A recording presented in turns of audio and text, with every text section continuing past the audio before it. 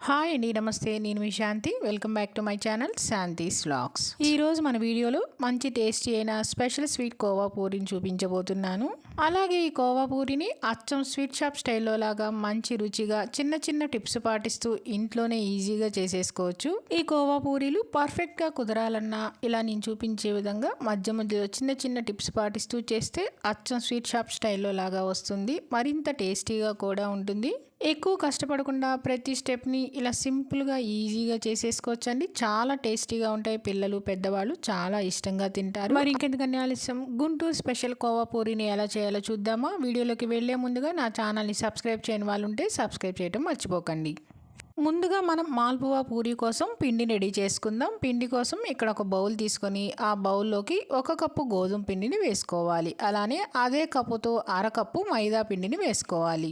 ఇలా పిండి వేసుకున్నాక పూరి అనేది పైన లేయర్ కొంచెం స్వీట్గా రావటం కోసం ఇలా ఒక చిన్న బెల్లం ముక్కని ఇలా తురిమి తీసుకుంటే మనకి పిండిలో అనేది బాగా కలిసిపోతుంది. కాబట్టి ఇలా తురిమి తీసుకోవాలి. ఇలా బెల్లం ముక్కనంతా తురిమేసేసుకొని పిండి అంతా బాగా కలిసేలాగా ఈ బెల్లం అంతా కలుపుకోవాలి. ఇలా బెల్లం వేయటం వల్ల మనకి పూరి అనేది మంచి కలర్ కూడా వస్తుంది. మీకు కావాలంటే ఈ బెల్లం బదులు 2 స్పూన్ల పంచదార అయినా వేసుకోవచ్చు. లేదంటే మనకి కొద్దిగా మనం పంచదార పాకం పట్టుకున్నాక ఆ పంచదార పాకాన్ని కూడా 2 స్పూన్లు అయినా వేసుకోవచ్చు. బెల్లం తురుము వేసుకున్నాక ఈ బెల్లం తురుము అంతా పిండిలో ఈ విధంగా బాగా కలిసేలా కలిపేసేసుకోవాలి. ఇలా కలిపేసేసుకున్నాక ఇప్పుడు ఇందులో కొద్దిగా నీళ్లు పోసుకుంటూ దీన్ని కొంచెం దోసల పిండిలాగా కలుపుకోవాలి. ముందు ఇలా ఫస్ట్ ఒకసారి నీళ్లు పోసేయకుండా కొద్దిగా నీళ్లు పోసుకుని అస్సలు పిండి ముద్దలు లేకుండా ఇలా బాగా కలిపేసేసుకోవాలి. ఇందులో బెల్లం అంతా కరిగేలా ఈ విధంగా బాగా కలుపుకోవాలి. ఇలా కలుపుకునేటప్పుడే మనకి బెల్లం అనేది కరిగిపోతుంది. కాబట్టి చూడండి, పిండి ముద్దలు అనేవి లేకుండా ఇలా దోసల పిండిలాగా కలుపుకోవాలి.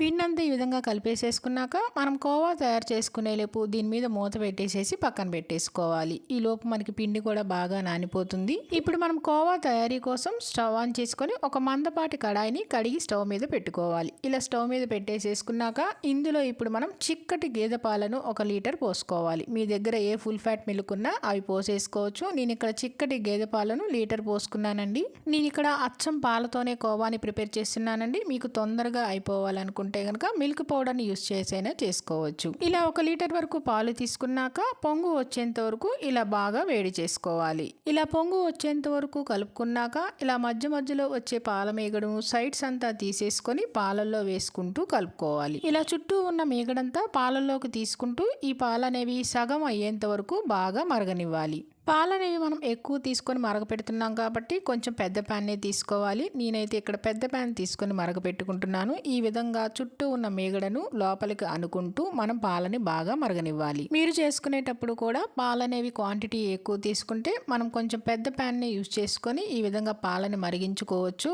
అలా ఉంటే కనుక మనకి పాలు అనేవి పొంగకుండా ఇలా నిదానంగా చుట్టూ ఉన్న సైడ్స్ అంతా మీగడంతా తీసుకొని మనం కోవాని ప్రిపేర్ చేసేసుకోవచ్చు.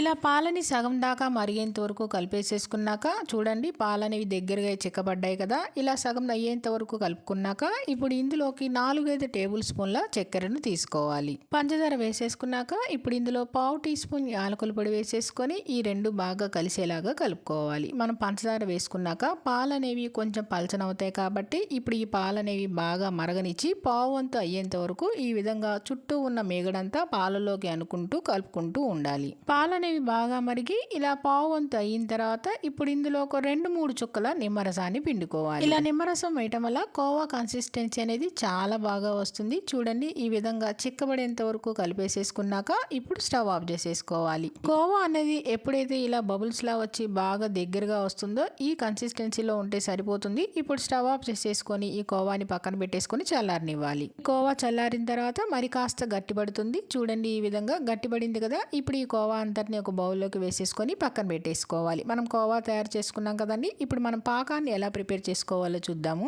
పంచదార పాకం కోసం స్టవ్ ఆన్ చేసుకొని ప్యాన్ పెట్టుకొని ప్యాన్లో 1 కప్పు పంచదార వేసుకోవాలి. పంచదార వేసేసుకున్నాక ఇప్పుడు అదే కప్పుతో 1 కప్పు నీళ్లను కూడా పోసుకోవాలి. నీళ్లు పోసుకున్నాక ఇప్పుడు పంచదార కరిగేంత వరకు ఈ విధంగా కలుపుకుంటూనే ఉండాలి. పంచదార అంతా బాగా కరిగి ఈ విధంగా వచ్చాక ఇప్పుడు ఈ నీళ్ళని ఒక 3-4 నిమిషాల పాటు బాగా మరగనివ్వాలి. దీన్ని మరీ పాకంగా రానవసరం లేదండి. మనం చేతితో పట్టుకుంటే చేతికి అంటుకొని జిగురుగా ఉండే విధంగా విధంగా ఉండేట్టుగా చూసుకుంటే సరిపోతుంది. అలానే ఇప్పుడు ఇందులో ఒక పావు టీ స్పూన్ యాలకుల పొడి వేసేసుకొని ఇప్పుడు ఈ యాలకుల పొడి అంతా పాకంలో కలిసేలాగా కలుపుకోవాలి. యాలకుల పొడి అంతా ఈ విధంగా కలిపేసేసుకున్నాక ఇప్పుడు స్టవ్ ఆఫ్ చేసేసుకొని ఇందులో పావు టీ స్పూన్ నిమ్మరసం అలానే కొద్దిగా కుంకుమ పువ్వు వేసేసుకొని మరొకసారి కలిపేసేసుకొని దీని మీద మూత పెట్టేసి పక్కన పెట్టుకొని రెడీగా ఉంచుకోవాలి. ఇప్పుడు మరో పక్క స్టవ్ ఆన్ చేసుకొని ప్యాన్ పెట్టుకొని ప్యాన్లో డీప్ ఫ్రైకి సరిపడా ఆయిల్ వేసుకోవాలి.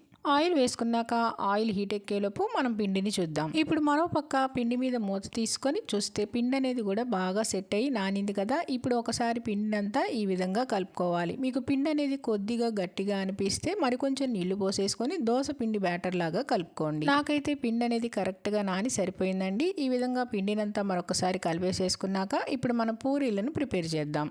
ఈలోపు మనకి ఆయిల్ కూడా బాగా కాగుంటుందండి. ఇప్పుడు పిండిని మరొకసారి కలుపుకొని ఒక్కొక్క గరిట పిండిని తీసుకుని మధ్యలో ఈ విధంగా నిదానంగా డ్రాప్ చేసుకోవాలి.